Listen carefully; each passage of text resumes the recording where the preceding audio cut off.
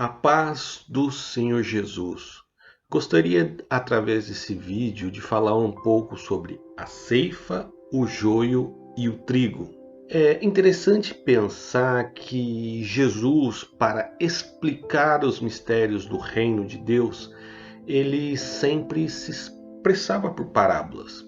Uma linguagem que seria claramente entendido, até mesmo porque, se a gente parar para pensar, os exemplos que ele usava fazia parte do contexto de sua época, como por exemplo a pesca, a agricultura, a criação de gados e costumes culturais do seu tempo era usado em suas parábolas, e assim ele seria facilmente entendido e compreendido.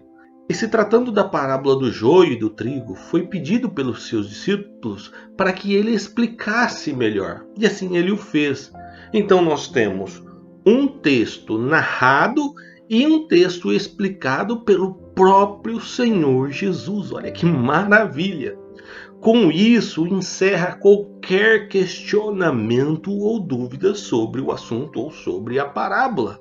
Mas nós podemos refletir dos ensinos do Senhor nessa parábola.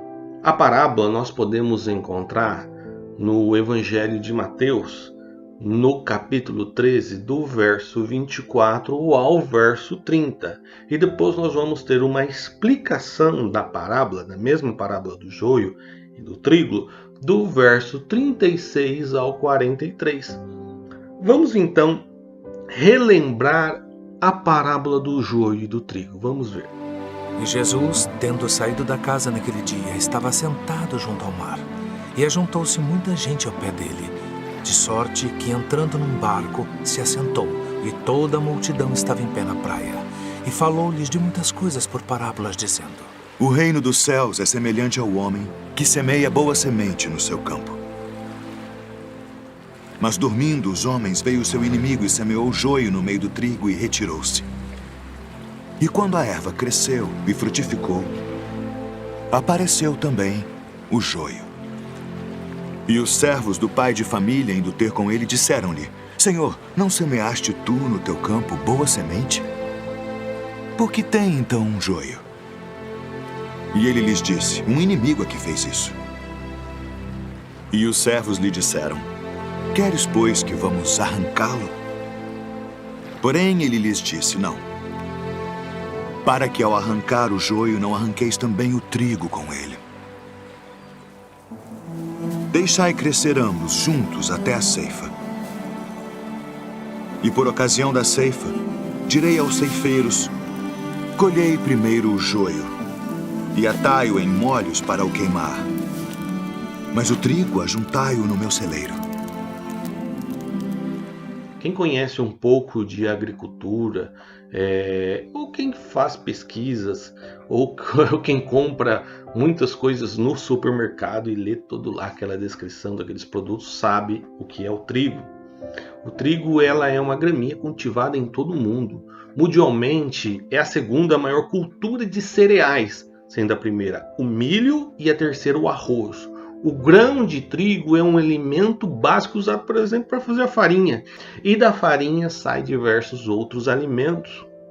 Agora o joio, por sua vez, ela é uma planta silvestre que se parece muito com o trigo, mas que ela pode ser diferenciada desde quando ambos dão o seu fruto. Veja só que interessante. Elas podem crescer até 1 metro de altura. Só que a semente do joio ela é venenosa e é considerada uma erva daninha. Um primeiro ponto é a formação de espiga. No joio, as espigas são mais delgadas e ficam posicionadas de forma diagonal em relação ao caule da planta. E segundo ponto é a coloração. Quando chegam à fase madura, as espigas de trigo são castanhas, já as do joio têm a cor preta. Entretanto, como se pode notar, as diferenças entre o trigo e o joio são apenas perceptíveis quando as plantas chegam em uma determinada fase de crescimento. Então não é possível notar a diferença em sua fase inicial. Por isso, o joio é considerado uma praga, visto que eles crescem nos mesmos locais que o trigo.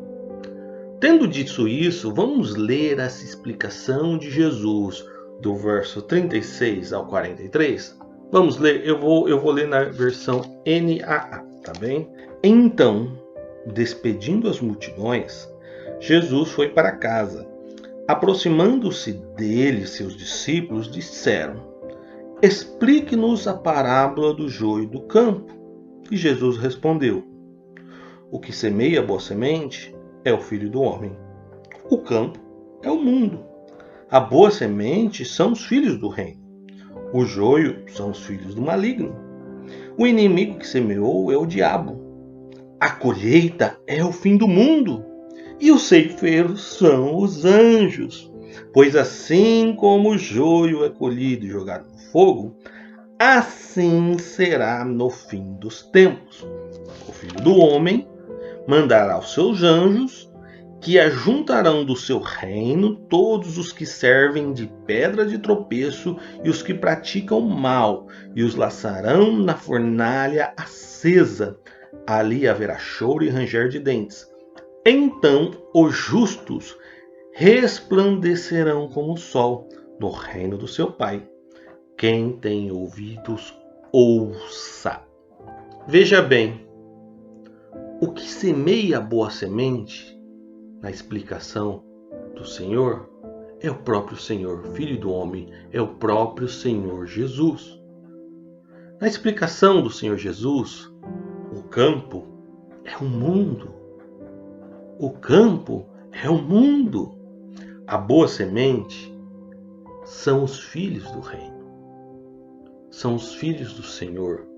São os servos de Deus. O joio são os filhos do maligno. São aqueles que viram as costas para Deus, que não servem aos preceitos de Deus, que não entendem ou não compreendem as vontades de Deus. O inimigo que semeou o joio é o diabo. O inimigo que semeou o joio é o diabo. A ceifa, a colheita, é o fim do mundo, o fim dos tempos, o grande dia do juízo. E os ceifeiros, aqueles que vão realizar este trabalho, são os anjos de Deus. São eles que vão realizar. Só eles terão a capacidade de discernimento da parte de Deus, de diferenciar ou de separar e fazer esse trabalho. É necessário a gente entender que haverá uma ceifa e que devemos estar dispostos a esperar pacientemente pela decisão do Filho do Homem, do Senhor Jesus, para aquele grande dia da ceifa. O joio, neste momento, ele está misturado no meio do trigo. No mundo há muita gente com aparência de piedade, com aparência de justiça, com aparência de honestidade. Há muita gente que tem a aparência de que serve a Deus e que muitas vezes não é possível a gente perceber. Por isso que só o Senhor pode julgar. Só Deus pode julgar. Por isso que Jesus não autorizou